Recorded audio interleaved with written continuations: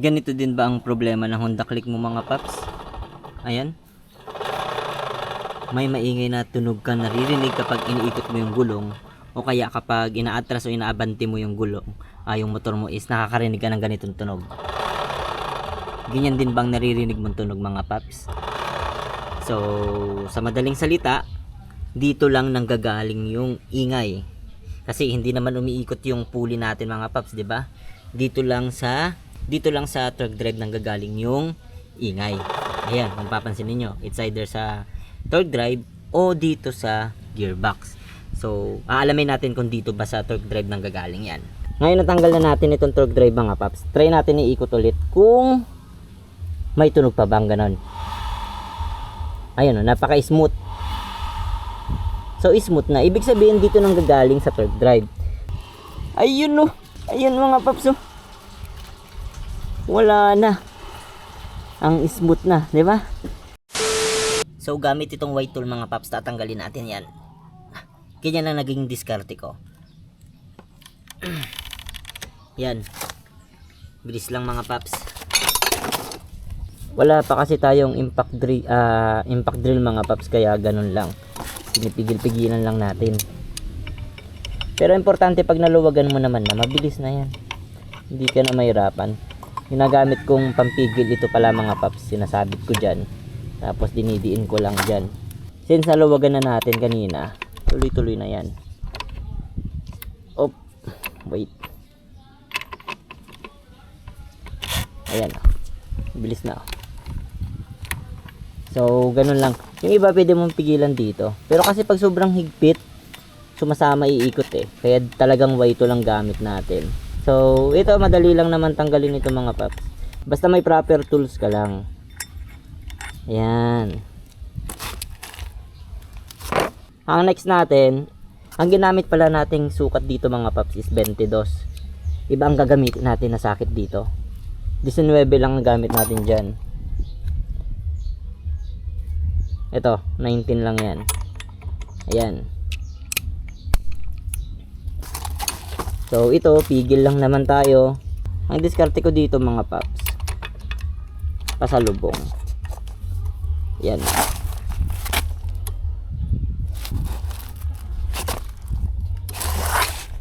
Pag malakas ka naman, enough. Ayan. Nanginginig yung ano ko. Mahina na mga paps. Wag kayong mag-alala mga paps, hindi naman madadamage yan. Yan, okay lang yan. Nakadesign talaga yan para pangpigil dito sa may clutch bell. Yan lang mga paps, parehas may washer yan. Tandaan nyo, itong maliit is dito sa torque drive, samantalang itong malaki is dito yan sa pulley. Yan, pagsamasamahin lang natin doon. And then pwede na nating tanggalin ito. And ito mga paps, marumi na. Yan, marumi. Diretso linis na rin tayo sa sabay sa pagpalit natin ng torque drive bearing. Tanggalin mo lang yung clutch bell. Ayan. Dumi na oh. Sobrang dumi na ng ating clutch bell. Then pwede na nating tanggalin itong buo. Ayan. Ngayon natanggal na natin ito. Tanggalin na natin.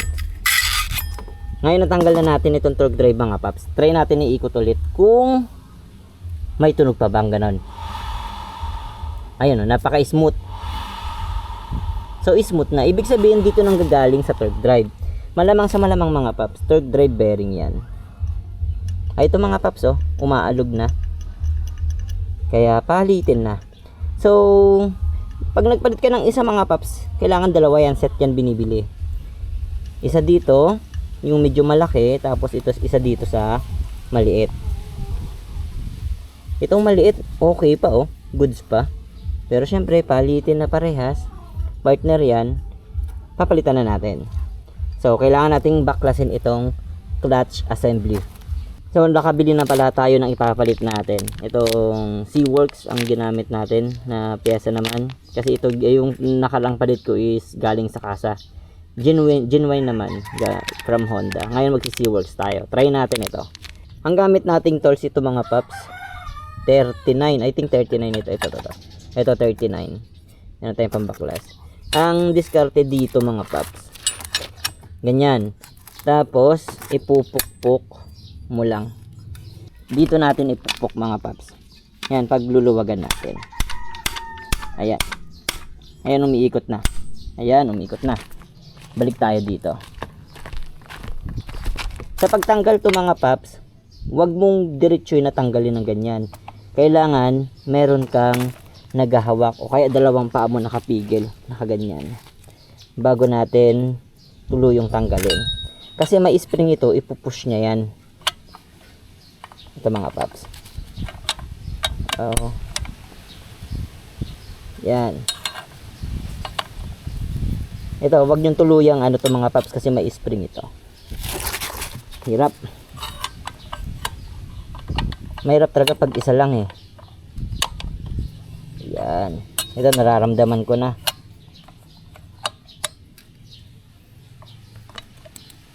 Naalalayan ko na lang ng paa at kamay para hindi tatalsik. Oops. Pero kung may kasama kayo mga paps, hindi nyo problema. Pwede nyo ipahawak sa kanila. Ayan. Oops! Ay, bigla ako dun. Yun sinasabi ko sa inyo. Pag nagbabaklas tayo mga paps, tabi-tabi lang natin yung mga ginagamit natin. Binabaklas natin piyesa. So, ito yung clutch lining niya. Papapansin niyo mga paps, sobrang dumi no. Kaya, kailangan ko rin munang linisan.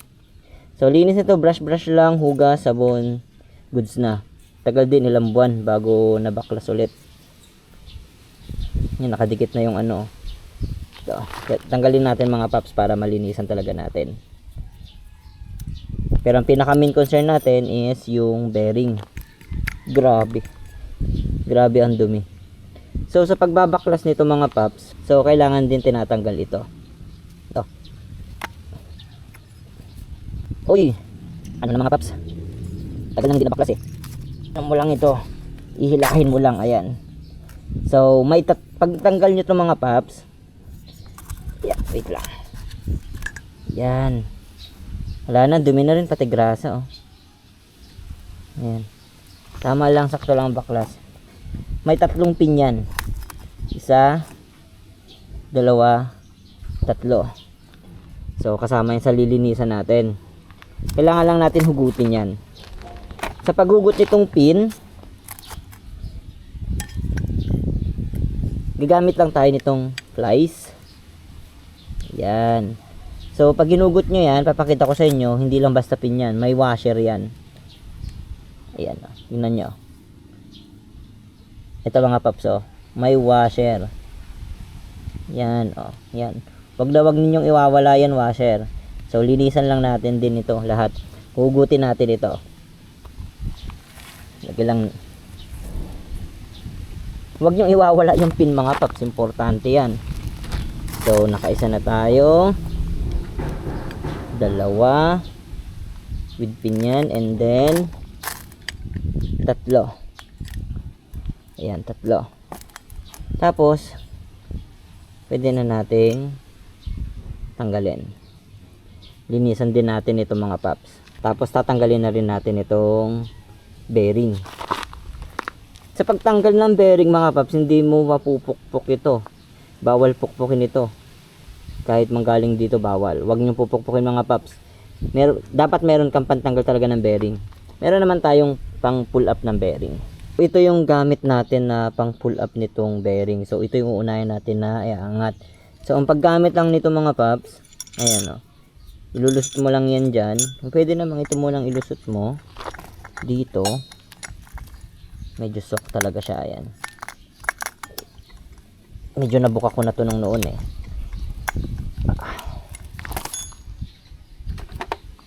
Ipahigpit lang natin. Yan. Yan. Yan. Nailusot na natin. So, ang gagawin natin is ito naman. Iikot natin ito para bumuka yung nasa ilalim para sumaangat siya mga paps. Ganyan, no? Yan. Gamit lang tayo nito. Oops, hindi siya kasya.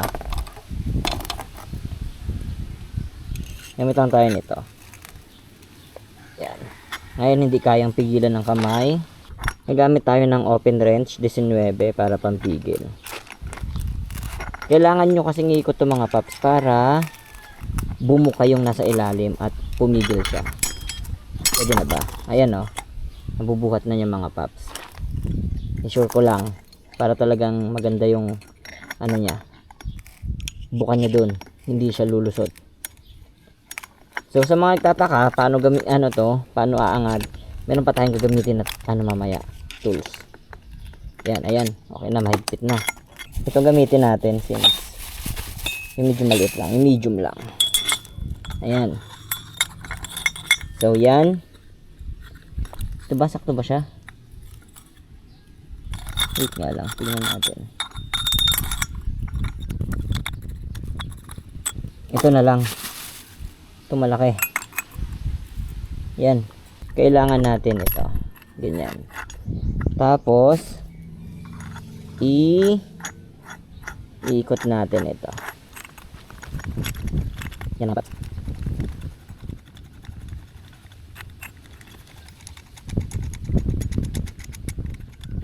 so, ganyan lang yan. Siyempre, kailangan natin ito, pampigil. Then, ito naman yung iikutin natin. Anong size ba to? Ang gagamitin na lang natin mga paps is itong 22. Medyo maluwag siya pero enough naman na para ipaikot niya to. Siguro mga 21, 20 ito. Hindi pwedeng 19 eh. Try natin 19. 17.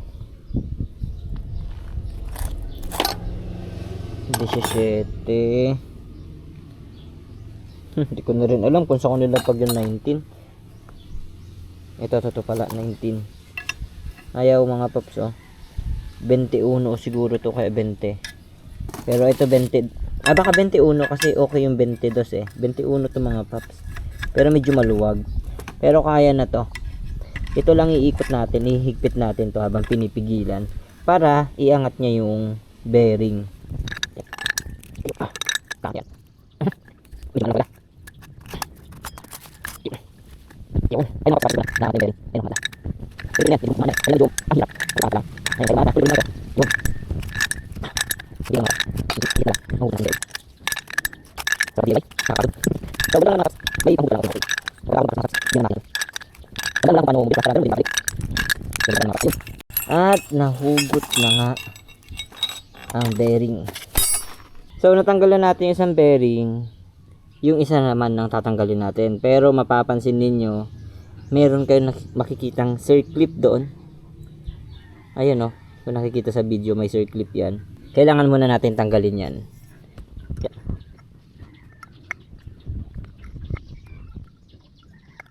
Yan.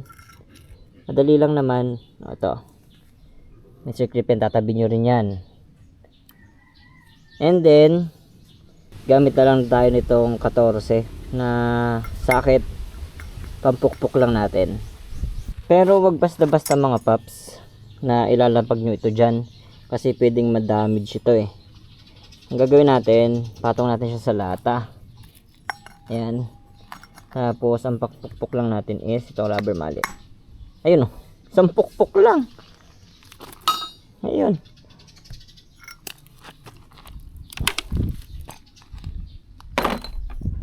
Sampukpok lang mga paps. Dali na. Up. At nahulog na nga. So tanggal na natin. So gawin nyo, punasan nyo muna mga paps. Tanggalin yung mga lumang grasa. Pwede nyo hugasan at sabunan mga paps. Pero ang gagawin ko lang sa akin is pupunasan ko lang. A few moments later. Ito mga paps, natapos na natin siyang linisan. Linis lang ng konti. And then ang gagawin natin, so ang una nating ikakabit mga paps is itong maliit. No? Ikakabit natin yan doon. Kung mapapansin niyo dati na may grasa, so lalagyan pa rin natin ng grasa to mga paps. At ang dapat na grasa na ginagamit natin is high temp. Huwag kayong gagamit yung normal na grasa. High temp lang ang gagamitin. Para tumagal yung bearing. Taktak lang natin mga paps. May nahulog pang Indian mango. Goods na yan. And then bago natin ikabit is syempre grasahan muna natin. Pero manipis lang ang igagrasa natin. Palibutan lang natin para mas madali nating ipasok yung bearing. Manipis lang ang igagrasa nyo sa loob. Papadulasin lang natin. Ayan, pag nagrasahan nyo na, pwede nyo nang ipasok. Yung pagpasok ng bearing mga paps, itong may grasa is nasa taas. Ayan. And then gamit lang tayo nito. Yung pantanggal ng tawag dito. Pantanggal nitong spark plug. Yun yung pang pupush natin. Ayan o. And then pero syempre kailangan naman pa siya dun sa may pinaglalagyan ng third clip. Pukpukin lang natin ng konti. Ayan, para bumaon. Ayun. At pag nakita nyo na yung gatla mga paps, ayun, nakita ko na yung gatla. Yung pinaglalagyan ng third clip, okay na yun. Isa pa, kunti pa. Ayan. Sakto na.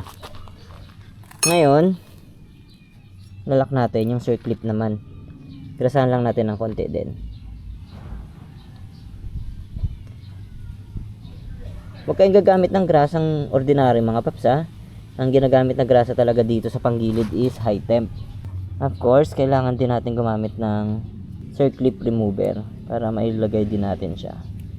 Kasi mahirapan kayo pag hindi kayo gumagamit. Wala kayong ganito eh. Yun. Pero hindi pa siya nagtak.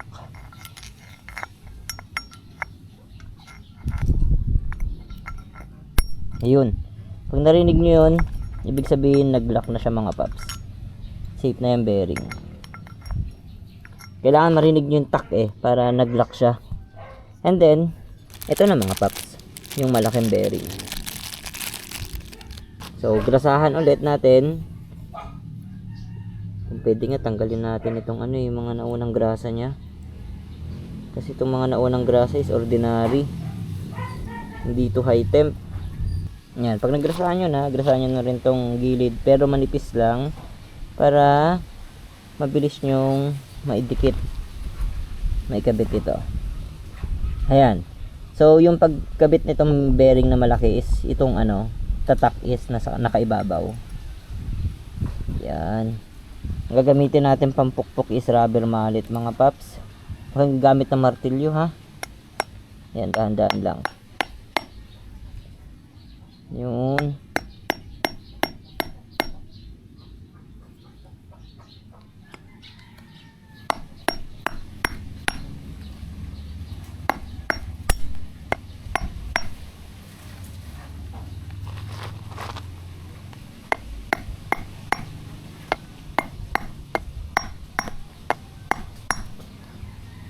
Sa latagan nyo rin ng ano mga paps sa pansuporta para hindi masira pala ito pag pinupukpok nyo yung bearing sa medyo malambot.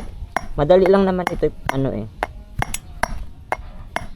kaya hindi nyo kailangan, madali lang naman ito ibaon, kaya hindi nyo kailangan yung persahan. So hindi pa to bawa ka paps, dapat lapat ito. Yun, hindi pa.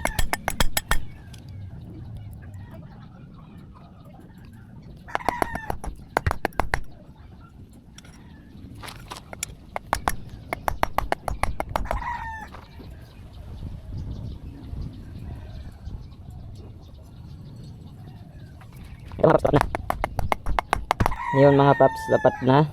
Iwasan yung magrasahan din ito mga paps sa punasan na to. Kasi dudulas dito yung belt. And then, bago natin ipasok ito mga paps, gagrasahan natin syempre. Pero manipis lang. para dumulas lang. Nipis lang dapat para madulas. Ganon din sa kabila mga paps. Gagrasahan din natin ito. Yan. Hindi pwedeng hindi natin gagrasahan ito. So, sa paglilinis mga paps, pwede nyo tanggal. Pag tinanggal nyo ito, huwag nyo kakalimutan ibalik ha. Itong dalawang oil seal, yung rubber, yung goma nya. Manipis lang mga paps, sa paalala ko lang. Kapalan na natin yung grasa dito. Yan, importante mga paps. Yan. And then, pasok na. Ayun. Bago, balik na natin ulit lahat. Yun, 1 2 3. So, ayun, enough na yung grasa. Dulas na. Ngayon, yung mga grasa na ilagay nyo mga paps. Guys natin. Guys natin dyan. Ganito natin. Natin. And then, saka natin ilalagay ito. Grasahan din natin ng konti ito mga paps. Manipis lang para hindi tayo mahirapan. Pagkabit ganyan mga paps, nakalubog yan. And then dulas na ng kamay ko. Gamit na tayo ng basahan. Yun.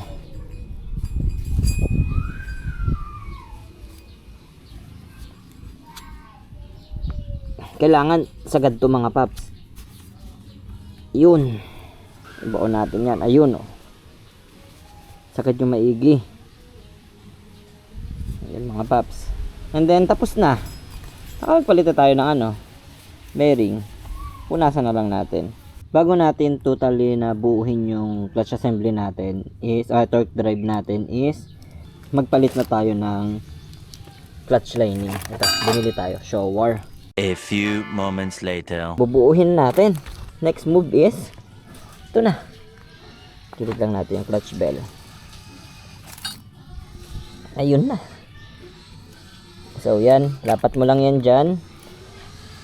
And then next is ito. So of course ang gagawin, kailangan ipipress natin. Dapat lapat yan yan yun. Problema, kailangan ng paang mahiwaga.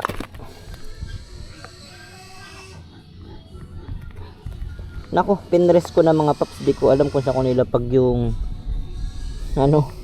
ito. Yun pala, loko.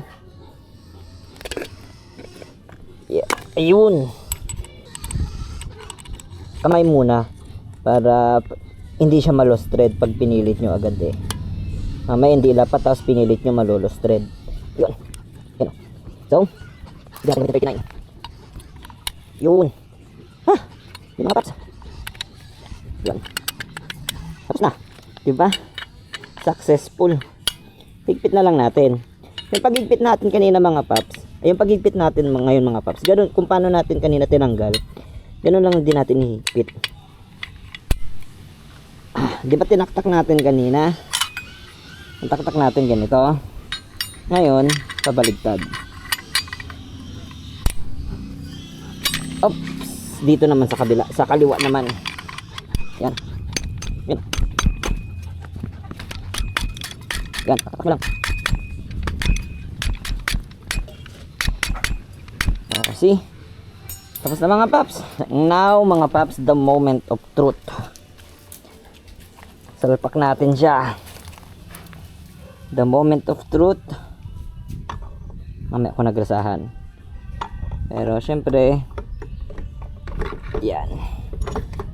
O, lagyan natin yung mga paps, clutch bell. Ano naman malaman natin. Yan. Ayun ayun mga paps wala na, ang smooth na, di ba? Problem solved. So, yun, ganun lang paano gawin yung ganong ingay sa inyong Honda Click. Ang problem lang nun is torque drive bearing. So, gagawin natin ngayon, pupunasan ko na lang itong mga paps, linisan, tapos ikabit ko na lahat ulit. Saka na ako magpalit ng slider piece. Hindi pa ako nakabili eh. Yan. Alright. So, that's it for today's mga paps. Hindi ko na ipapakita yung video kung paano ko ibinalik ito.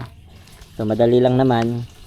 So, sana nagustuhan ninyo, may natutunan kayo. Paki-subscribe naman kapag bago ka sa ating YouTube channel. Alright.